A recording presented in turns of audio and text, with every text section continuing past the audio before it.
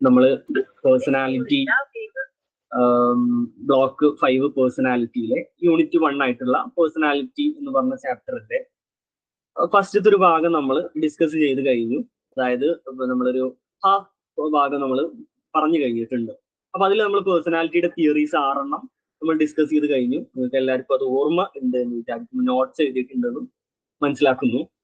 അപ്പൊ ഇനി നമ്മൾ ഈ ഒരു യൂണിറ്റിലെ അടുത്ത ടോപ്പിക് ആയിട്ടുള്ള ഡിറ്റർമിനൻസ് ഓഫ് പേഴ്സണാലിറ്റി ആണ് ഇന്ന് ഡിസ്കസ് ചെയ്യാൻ വേണ്ടിയിട്ട് പോകുന്നത്. അപ്പം നമുക്ക് അറിയാം ഡിറ്റർമിനൻസ് എന്ന് പറഞ്ഞു കഴിഞ്ഞാൽ ഇതിനെ നിയമിക്കുന്ന കാര്യങ്ങൾ, അതായത് പേഴ്സണാലിറ്റി ഉണ്ടാവാൻ സാധ്യതയുള്ള കാര്യങ്ങൾ, എന്തൊക്കെ കാരണങ്ങൾ കാരണം പേഴ്സണാലിറ്റി ഉണ്ടാവാം എന്നുള്ളതാണ് നമ്മൾ ഇന്ന് ഡിസ്കസ് ചെയ്യുന്നത്. അതായത് ഒന്നാമത്തെ ഒരു കാരണം പറയുന്നത് ബയോളജിക്കലാണ്. പേഴ്സണാലിറ്റിയെ നിർമ്മിക്കുന്ന ഒന്നാമത്തെ ഒരു കാരണം ബയോളജിക്കൽ കാരണങ്ങളാണ്. അതായത് നമ്മുടെ ജനറ്റിക്സ്, അല്ലെ നമ്മുടെ ശരീരത്തിലുള്ള ജീൻസ്, DNA, ഈ കാര്യങ്ങൾ നമ്മുടെ പേഴ്സണാലിറ്റിയെ ബാധിക്കാൻ സാധ്യതകളുണ്ട്. നമ്മുടെ ജനറ്റിക്സ് കാരണം നമ്മുടെ പേഴ്സണാലിറ്റിയിൽ വ്യത്യാസങ്ങൾ വരാം. അടുത്തത് ഹോർമോൺസുകളെ പറ്റിയിട്ടാണ് പറയുന്നത്. നമ്മുടെ ശരീരത്തിൽ ഒരുപാട് ഹോർമോൺസ് ഉണ്ട്. അപ്പം നമുക്ക് പറയാൻ പറ്റുന്ന ഒരു ഹോർമോണാണ് ടെസ്റ്റോസ്റ്റിറോൺ, പ്രൊഗസ്റ്റീറോൺ, ഈസ്ട്രോജൻ കാര്യങ്ങളെല്ലാം.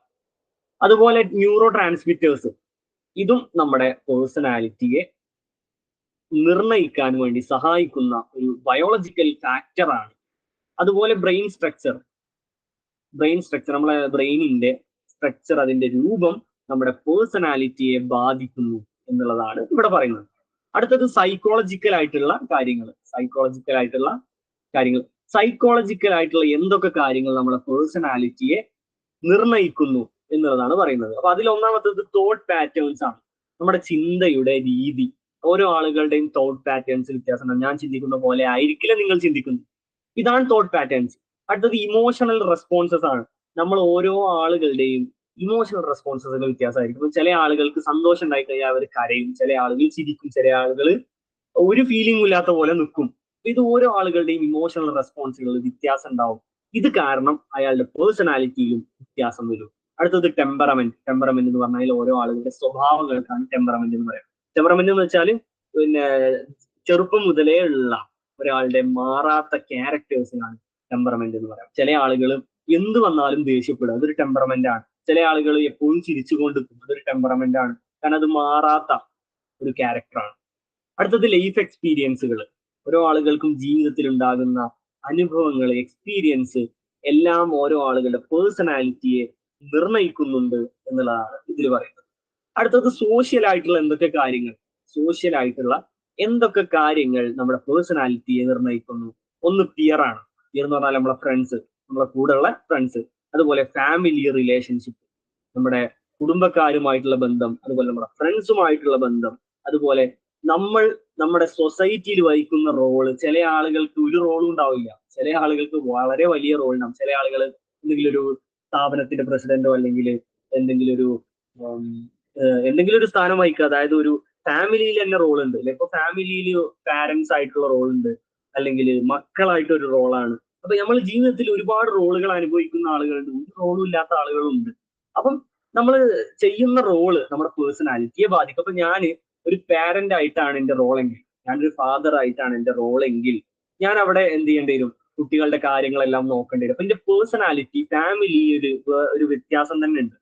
നേരെ മറിച്ച് ഞാൻ ഓഫീസിൽ പോകുന്ന സമയത്ത് ഞാൻ വീട്ടിൽ കാണിക്കുന്ന പേഴ്സണാലിറ്റി ആയിരിക്കില്ല ഓഫീസിൽ ചെല്ലുമ്പോൾ എന്റെ പേഴ്സണാലിറ്റി ഉണ്ടാവുന്നത്. അപ്പൊ നമ്മൾ ജീവിതത്തിൽ വഹിക്കുന്ന ഓരോ റോളുകൾക്ക് അനുസരിച്ചിട്ട് നമ്മുടെ പേഴ്സണാലിറ്റി മാറും. അതുപോലെ സോഷ്യൽ ലേണിംഗ് ആണ് അടുത്തത് പറയുന്നത്. സോഷ്യൽ ലേണിംഗ് എന്ന് വെച്ചാൽ നമ്മൾ ഓരോ ആളുകളുടെ അടുത്ത് നിന്നും നമ്മൾ നിരീക്ഷിച്ചുകൊണ്ട് നമ്മൾ പഠിക്കുന്നതിനാണ് സോഷ്യൽ ലേണിംഗ് എന്ന് പറയുന്നത്. അപ്പൊ മറ്റുള്ള ആളുകളുടെ അടുത്ത് നിന്ന് അല്ലെങ്കിൽ സമൂഹത്തിന്റെ അടുത്ത് നിന്ന് നമ്മൾ പഠിക്കുന്ന കാര്യങ്ങൾ, ഇത് സോഷ്യൽ ലേണിംഗ് എന്ന് പറയും. അപ്പൊ ഇതെല്ലാം നമ്മുടെ പേഴ്സണാലിറ്റിയെ ബാധിക്കുന്നുണ്ട്, പേഴ്സണാലിറ്റിയെ നിർണ്ണയിക്കുന്നുണ്ട്, ഈ പറയപ്പെട്ട എല്ലാ കാര്യങ്ങളും. അടുത്തത് വരുന്നത് കൾച്ചറൽ ആയിട്ടുള്ള കാര്യങ്ങൾ, അല്ലെ? ഓരോ കൾച്ചറിലും പല വ്യത്യാസങ്ങളും പേഴ്സണാലിറ്റിയിൽ വരും. അപ്പം നമ്മൾ ജീവിക്കുന്ന കൾച്ചർ എന്ന് പറഞ്ഞാൽ ഒരു ഇന്ത്യൻ കൾച്ചർ എന്ന് പറയുന്നത് നമ്മുടെ യൂറോപ്യൻ കൾച്ചറുമായിട്ട് നമുക്ക് ഒരിക്കലും എന്ത് ചെയ്യാൻ പറ്റില്ല. അവിടുത്തെ ആളുകളുടെ പേഴ്സണാലിറ്റി ആവാൻ ഇവിടുത്തെ ആളുകൾക്ക് സാധ്യത കുറവാണ്. കാരണം ഇവിടുത്തെ കൾച്ചറിൽ വ്യത്യാസമാണ്. അപ്പം ഇവിടുത്തെ റൂൾസ്, നോംസ്, അതുപോലെ വാല്യൂസ്, അതുപോലെ കൾച്ചറൽ ഇൻഫ്ലുവൻസുകളെല്ലാം നമ്മുടെ ബിഹേവിയറിനെ ബാധിക്കുന്നുണ്ട്, അതുപോലെ നമ്മുടെ പെർസെപ്ഷനെയും നമ്മുടെ പേഴ്സണാലിറ്റിയെയും ബാധിക്കുന്നുണ്ട് എന്നുള്ളതാണ് ഇതിൽ പറയുന്നത്. അപ്പോൾ ഓരോ കൾച്ചറുകൾക്കനുസരിച്ച് ആളുകളുടെ പേഴ്സണാലിറ്റി മാറും. പിന്നെ അതുപോലെ ഇപ്പൊ നമ്മൾ പറഞ്ഞത് 4 കാര്യങ്ങൾ അല്ലെ, ഡിറ്റർമിനൻസ് ഓഫ് പേഴ്സണാലിറ്റി. നമ്മൾ 4 കാര്യങ്ങളാണ് നമുക്ക് ഡിസ്കസ് ചെയ്യാനുള്ളത്. അതിലൊന്ന് ബയോളജിക്കൽ ആയിട്ടുള്ള കാര്യങ്ങൾ നമ്മുടെ പേഴ്സണാലിറ്റിയെ എങ്ങനെ ബാധിക്കുന്നു, സൈക്കോളജിക്കൽ ആയിട്ടുള്ള കാര്യങ്ങൾ എങ്ങനെ പേഴ്സണാലിറ്റിയെ ബാധിക്കുന്നു, സോഷ്യൽ ആയിട്ടുള്ള കാര്യങ്ങൾ, അതുപോലെ കൾച്ചറൽ ആയിട്ടുള്ള കാര്യങ്ങൾ എങ്ങനെ നമ്മുടെ പേഴ്സണാലിറ്റിയെ നിർണ്ണയിക്കുന്നു എന്നുള്ളതാണ് ഇപ്പൊ നമ്മൾ പറഞ്ഞത്.